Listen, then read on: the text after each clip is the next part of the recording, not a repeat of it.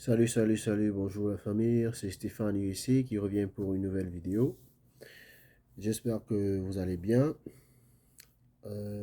Joyeux Noël également, une fois de plus. J'espère que vous aurez un joyeux Noël et un très bon début 2023, je pense, c'est ça. Donc aujourd'hui, on continuera avec encore un plus sur le processus d'intégration de l'armée américaine.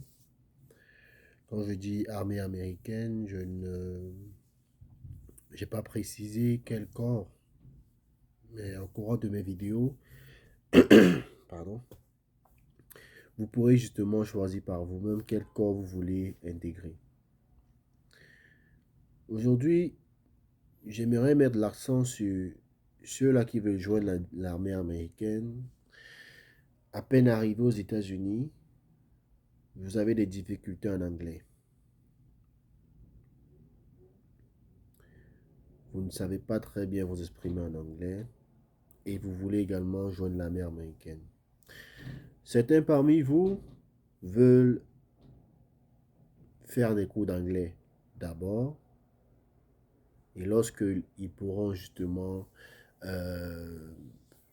je ne veux pas dire, avoir peut-être un certain niveau en anglais, ils se lanceront pour intégrer l'armée américaine. C'est vrai, c'est une idée, mais c'est un peu à temps aussi. Parce que vous pouvez joindre l'armée américaine même si vous ne connaissez rien en anglais.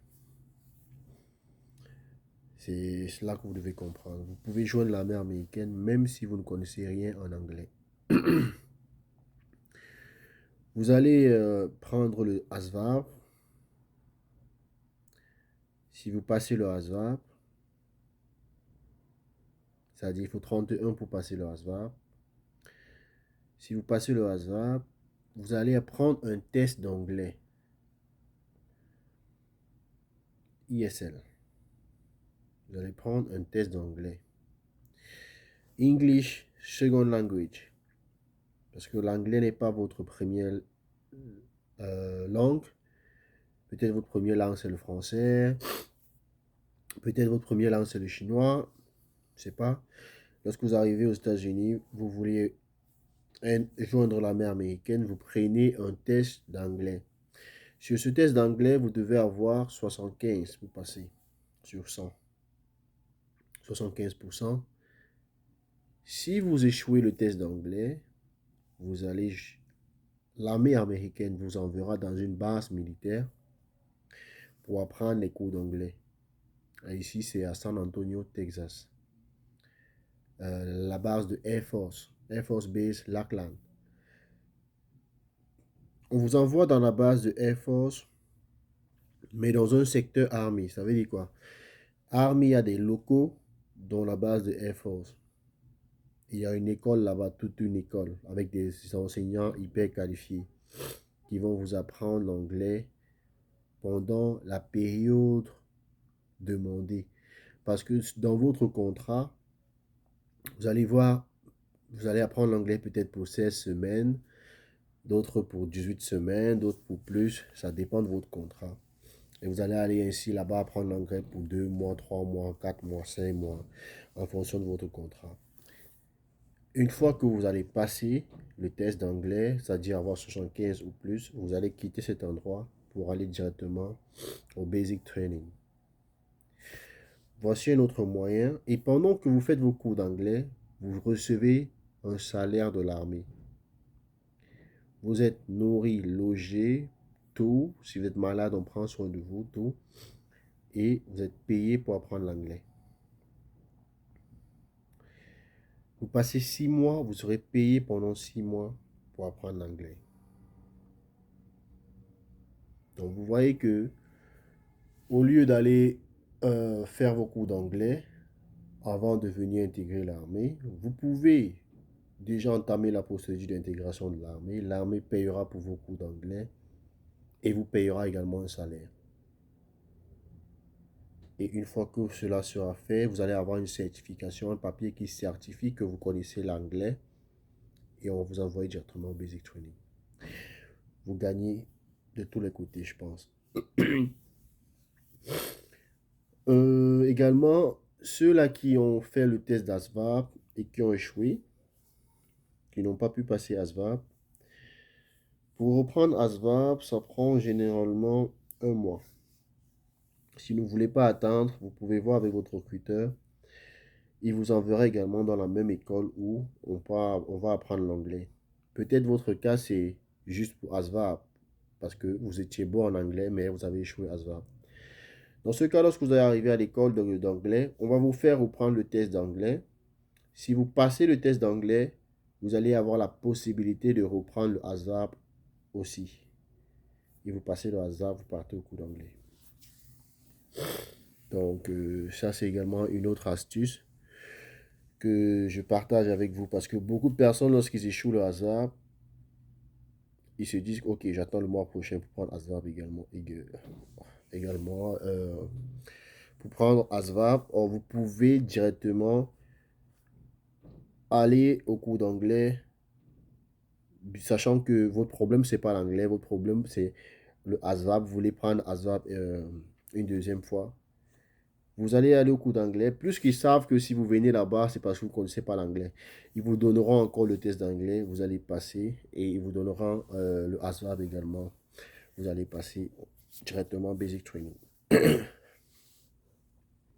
Donc ça, c'est une astuce pour ceux-là qui ne connaissent pas l'anglais et qui veulent joindre l'armée américaine. Un autre point également que j'aimerais partager avec vous, si vous voulez joindre l'armée, c'est que lorsque vous allez à l'hôtel, parce qu'avant cela, lorsque vous rencontrez le recruteur, vous faites ASVAB, vous passez tout, vous devez faire une visite médicale. Parce que l'armée veut vérifier si vous n'avez pas de maladie, si vous êtes bien portant avant de vous faire signer le contrat. Si vous avez une petite maladie, ou alors genre diabète, VIH, ça pourra justement ralentir votre dossier. Diabète déjà, vous ne pouvez pas intégrer l'armée. Glaucoma, vous ne pouvez pas intégrer l'armée. Donc il y a certaines maladies qui vous disqualifient directement, ils ne pourront pas vous faire signer le contrat. C'est pourquoi ils font ce check. Et la veille de cela, on vous envoie à l'hôtel. On vous loge, vous êtes nourri, tout est payé. Et le lendemain matin, très tôt le matin, vous allez à l'hôpital de l'armée pour faire des tests. Mon conseil pour vous, ce serait de rester fasting, c'est-à-dire ne manger rien le matin et aller faire votre test pour ne pas troubler vos résultats. Parce qu'au cas où vous arrivez à faire le test et qu'on prélève par exemple un taux d'urine, un taux de sucre élevé dans vos urines, ils vont peut-être refaire le test le même jour. Si c'est toujours pareil, vous ne pourrez pas joindre l'armée. Ils vont vous dire, OK, on a fait votre test d'urine, vous avez, pour nous, il est possible que vous ayez le diabète. Maintenant, ce n'est pas encore trop tard. Vous pouvez toujours joindre l'armée, mais vous allez devoir aller voir votre docteur à vous. Vous allez devoir aller à l'hôpital, vous allez voir votre docteur. Et si votre docteur vous dit que vous faites le test et c'est négatif, vous prenez les résultats. Votre docteur doit mettre une lettre où il dit vous n'avez pas le diabète et vous êtes prêt pour faire les activités militaires, pour joindre l'armée. Il doit adresser cette lettre à l'armée. Donc vous voyez que ça va vous prendre plus de temps. Parce que le temps que l'armée réponde à la lettre du docteur, ça prend un mois généralement, 30 jours. Et vous allez perdre du temps. Donc c'est mieux d'être à jeun le matin lorsque vous allez faire les prélèvements, les tests. Parce que après cela, ils pourront également tester votre sang pour voir le taux de sucre dans votre sang. Il faut faire très attention. Et maintenant, lorsque vous joignez l'armée américaine, lorsque vous signez le contrat, vous pouvez joindre l'armée américaine en tant que actif, en tant que réserve, en tant que National Guard. Je pense que ces mots sont nouveau pour vous. Je vais vous expliquer.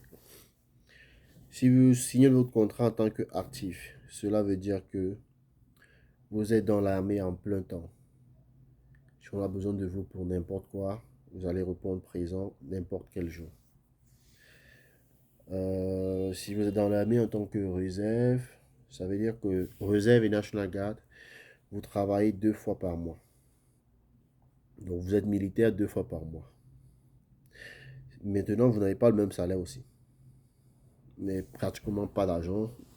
Vous bénéficiez juste des avantages de l'armée. Vous avez, votre école est assurée à un certain pourcentage. Or, lorsque vous êtes actif, vous êtes assuré à 100%. Donc, il y a des avantages que l'armée réserve n'a pas comparé à l'armée active. C'est normal parce qu'ils ne font pas le même nombre d'heures, ils n'ont pas le même nombre d'heures de travail. Mais c'est beaucoup de personnes qui ont déjà leur boulot à l'extérieur choisissent réserve ou National Guard parce qu'ils veulent juste bénéficier des avantages que l'armée donne et leur boulot à l'extérieur leur amène déjà assez de sous. Mais si vous n'avez pas de boulot à l'extérieur, vous venez d'arriver, je ne vous conseillerais pas de prendre réserve parce qu'il va falloir payer les factures. Je ne sais pas comment vous allez payer les factures. Si vous pouvez résoudre ce problème, tant mieux, vous pouvez prendre réserve ou National Guard. Ça dépend de vous.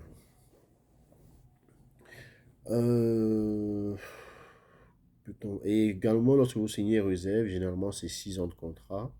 Actif, ça peut être 2 ans, 3 ans, 4 ans, ça dépend du besoin. Et vous choisissez votre MOS, c'est-à-dire votre métier dans l'armée. Vous ne pouvez pas avoir un métier informaticien ou médecine. Non, médecine, vous pouvez.